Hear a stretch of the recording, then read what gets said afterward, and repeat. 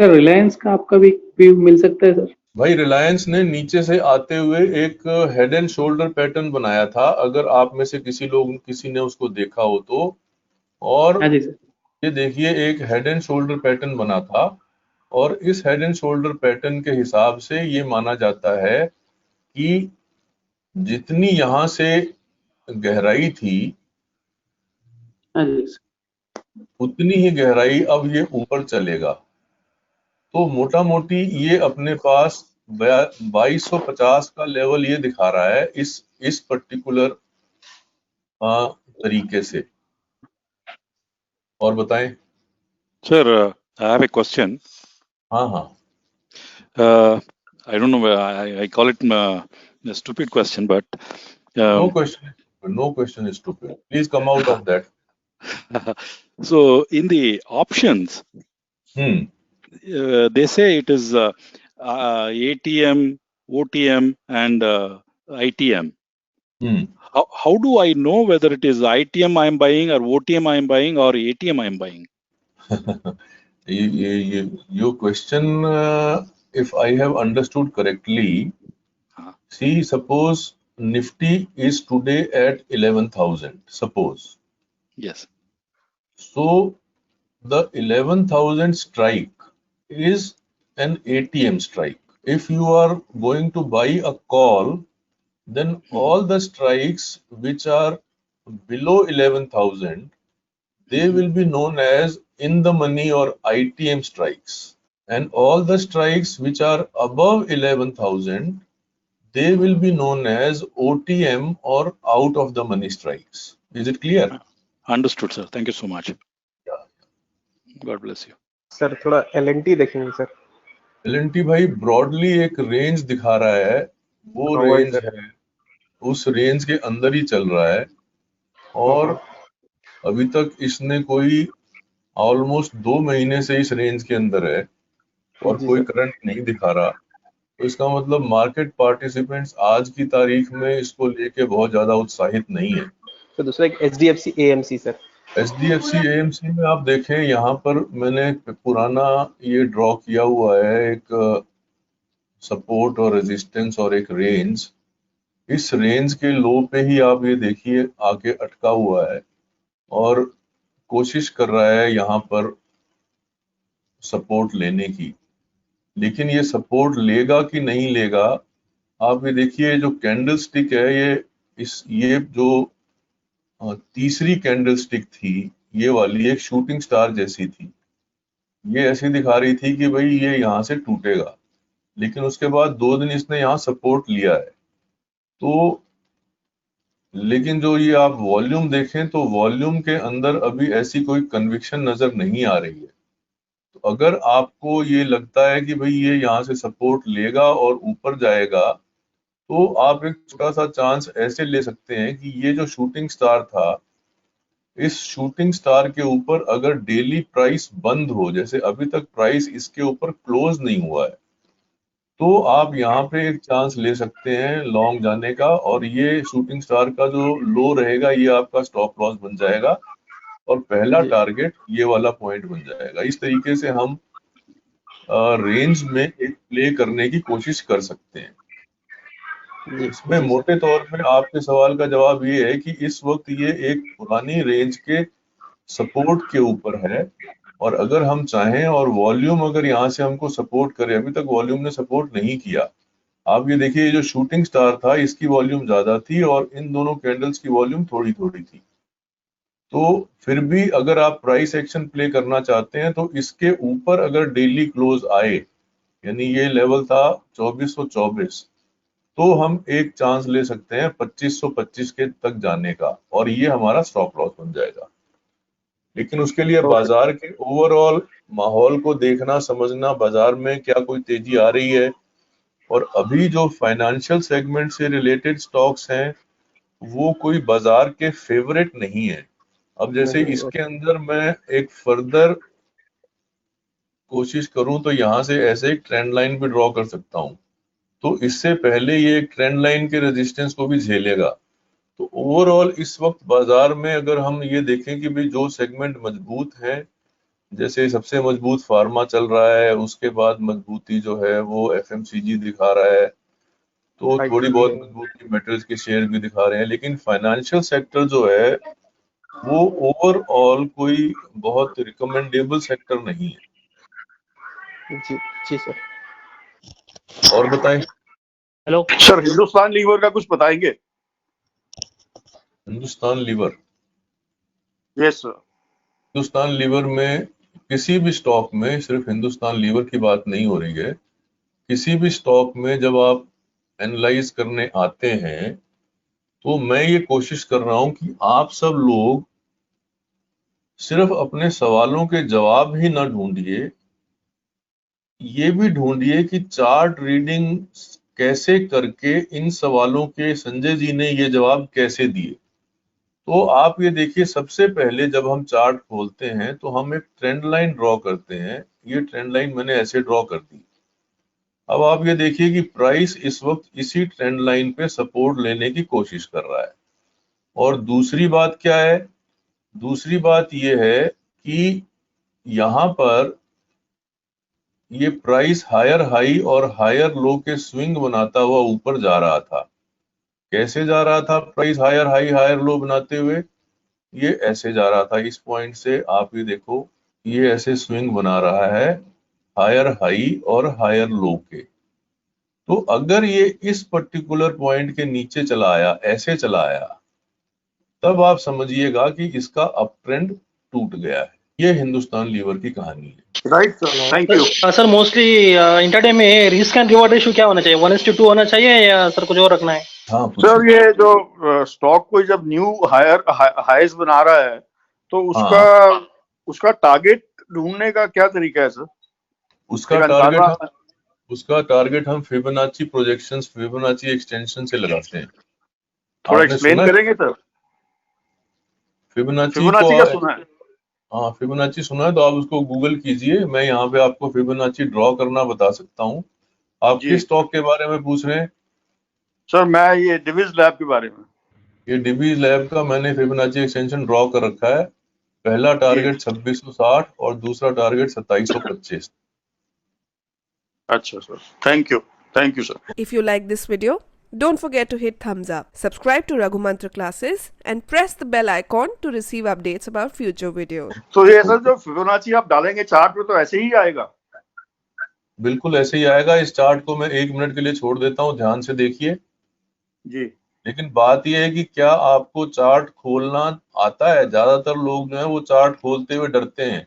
उनको लगता है कि यार पता नहीं क्या ये लाल हरी कैंडल बना रखी है, कुछ समझ नहीं आ रहा।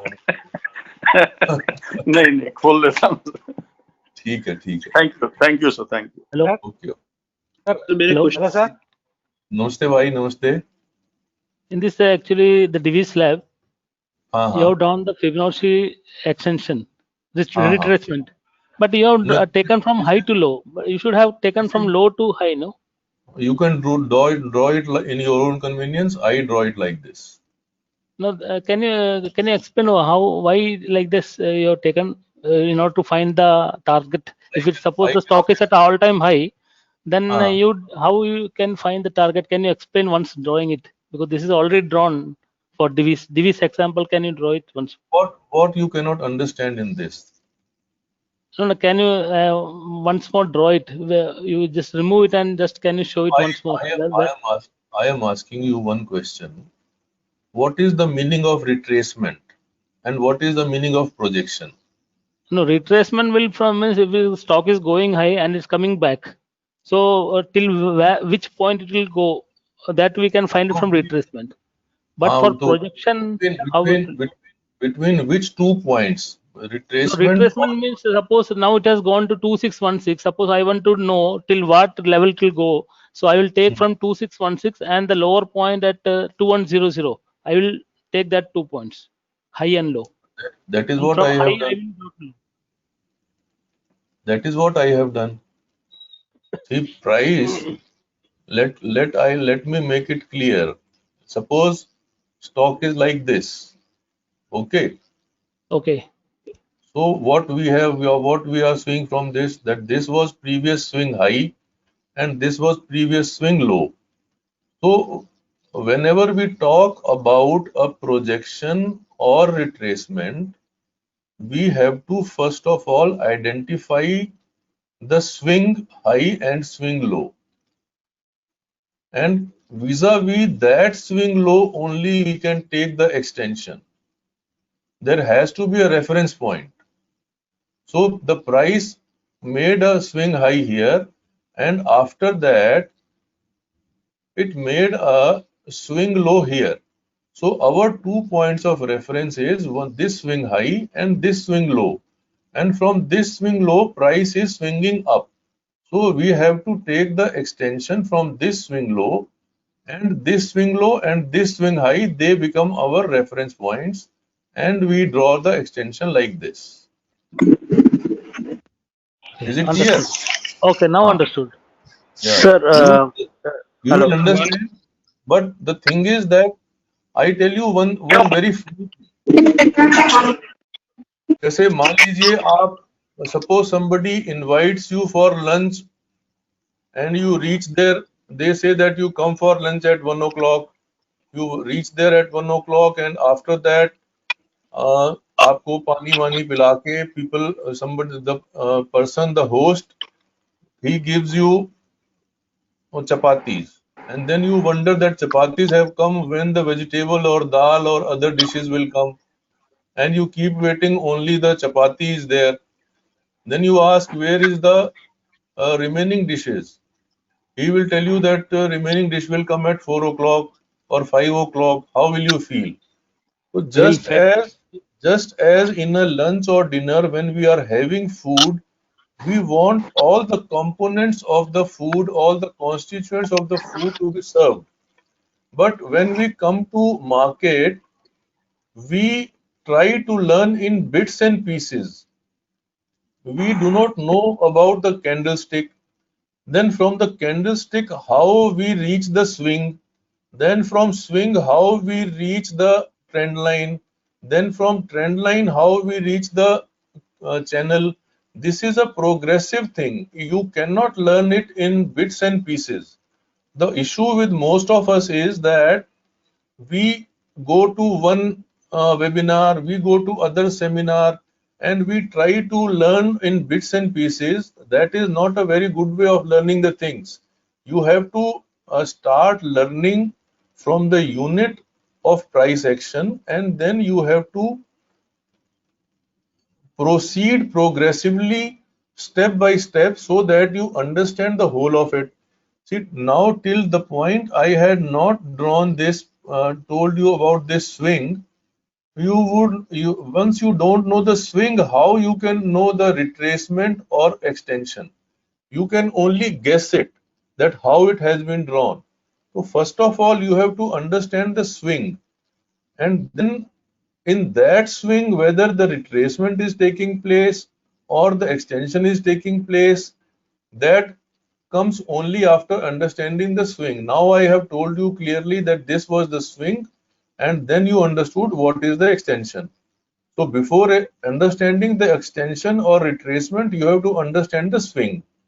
So gradually you have to understand that you cannot understand technical analysis or chart reading in bits and pieces. It has to be a holistic approach, starting from zero and then gradually moving up, and then adding your experience and becoming an expert in it.